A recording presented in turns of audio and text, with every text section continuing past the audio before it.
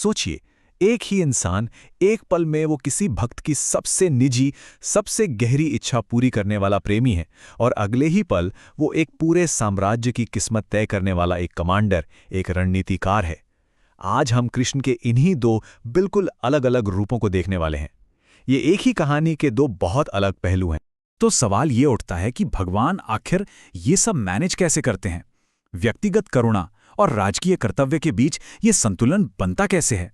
क्या भगवान का हर एक काम किसी बहुत बड़ी डिवाइन प्लान का हिस्सा होता है, या फिर कभी-कभी वो बस अपने भक्तों के प्रेम का जवाब दे रहे होते हैं? चलिए कृष्ण की दो मुलाकातों की इस कहानी में इस पहेली को सुलझाने की कोशिश करते हैं। तो हमारी पहली कहानी हमें ले चलती है त्रिवक्रा के घर। याद है, ये वही दासी है जिसने कृष्ण को मथुरा में पहली बार देखते ही भक्ति में डूबकर उन्हें चंदन का लेप भेंट किया था। और अब देखिए, कृष्ण अपना वादा निभाने आए हैं, उस छोटी सी सेवा का इतना बड़ा इनाम देने वो खुद उसके घर पहुंचे हैं। अब जरा उसके घर के माहौल की कल्पना कीजिए। ये कोई मामूली जगह नहीं है। यहाँ हर एक चीज, हर एक कोने को बहुत खूबसूरती से सजाया गया है। कीमती फर्नीचर है, मोतियों की लड़ियां लटक रही हैं, हवा में अगरबत्ती और चंदन की एक धीमी मनमोहक खुशबू फैली हुई है। ये सब कुछ मिलकर एक बहुत ही निजी, एक बहुत ही रोमांटिक मुलाकात के लिए माहौल तैयार कर रहा है। और इसी माहौल के बीच त्रिवक्रा खुद को तैयार करती है। वो सिर्फ सुंदर नहीं दिखना चाहती, उसका सजना, संवरना, अच्छे कपड़े पहनना, ये सब उसकी भक्ति और उसके प्रेम को दिखाने का एक तरीका है। ये कोई औपचारिक पूजा पाठ नहीं है, नहीं, ये तो दिल की एक गहरी इच्छा का जश्न है।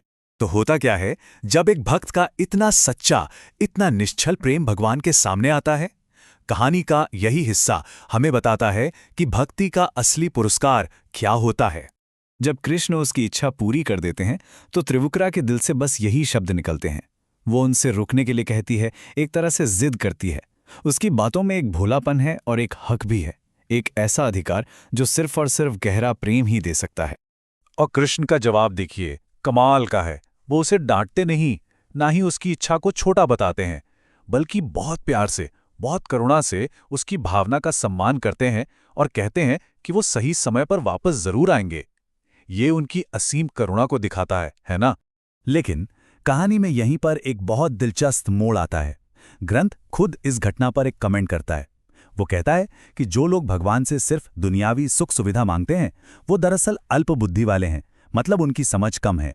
ये एक बहुत गहरा विचार है जो हमें सोचने पर मजबूर करता है। तो क्या त्रिवक्रा की भक्ति में कोई कमी थी? और जैसे ही हम इस सवाल पे सोचना शुरू करते हैं, कहानी का पूरा सीन ही बदल जाता है। त्रिवक्रा के घर का वो रोमांटिक माहौल पीछे छूट जाता है और हम अचानक एक बहुत ही फॉर्मल, एक राजनीतिक माहौल में पहुंच जाते हैं। त्रिवक्रा के प्रेम भरे स्वागत और अक्रूर के स्वागत में जमीन आसमान का फर्क है। अक्रूर का हर एक काम पूरे विधि विधान से होता है। वो झुककर प्रणाम करते हैं, पैर धोते हैं, उस पानी को अपने सिर पर लगाते हैं। उनकी भक्ति में गहरा सम्मान और श्रद्धा झलकती है। ये भक्ति का एक बिल्कुल दूसरा रूप है। और जरा अक्रूर के शब्द सुनिए। वो कृष्ण को सिर्फ अपना रिश्तेदार नहीं मानते, नहीं, उनकी नजरों में कृष्ण इस पूरे ब्रह्मांड का कारण है, परम पुरुष हैं। उनकी भक्ति ज्ञान पर, फिलॉसफी पर आधारित है। और अब इसी मुलाकात में पता चलता है कि कृष्ण यहाँ असल में आए क्यों हैं। ये सिर्फ एक पारिवारिक भेंट नहीं है। अरे, इसके पीछे तो एक बहुत बड़ा राजनीतिक मकसद छिपा हुआ है। कृष्ण को अपने चचेरे भाइयों यानी पांडवों की चिंता सता रही है। हस्तिनापुर में हालात बहुत खराब हो चुके हैं। एक तरफ है राजा धृतराष्ट्र, जो देख तो सकते नहीं पर मन से भी कमजोर हैं और पूरी तरह अपने दुष्ट बेटों के कंट्रोल में हैं। और दूसरी तरफ हैं उनके अनाथ भतीजे पांडव, जो अकेले पड़ गए हैं और जिनका भविष्य खतरे में है। यहीं पर हमें कृष्ण का वो कमांडर वाला, वो रणनीतिकार वाला रूप दिखाई देता है। वो अक्रूर को एक जासूस की तरह हस्तिनापुर भेज रहे हैं और मिशन बिल्कुल साफ है। वहां जाओ, पांडवों के हालात का पता लगाओ, देखो कि धृतराष्ट्र उनके साथ सही बर्ताव कर रहे हैं या नहीं, और फिर वापस आकर रिपोर्ट दो ताकि धर्म की रक्षा के लिए अगला कदम उठाया जा सके। तो ये हैं वो दो मुलाकातें। देखिए कितना बड़ा फर्क है। एक भक्त ने निजी प्रेम मांगा तो कृष्ण प्रेमी बन गए और करुणा से उसकी इच्छा पूरी की। दूसरे भक्त ने ज्ञान और सेवा अर्पित की तो कृष्ण ने उसे एक कमांडर की तरह कर्तव्य और जिम्मेदारी सौंप दी।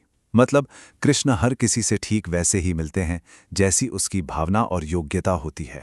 तो आखिर में सवाल यही बचता है कि असली कृष्ण कौन है?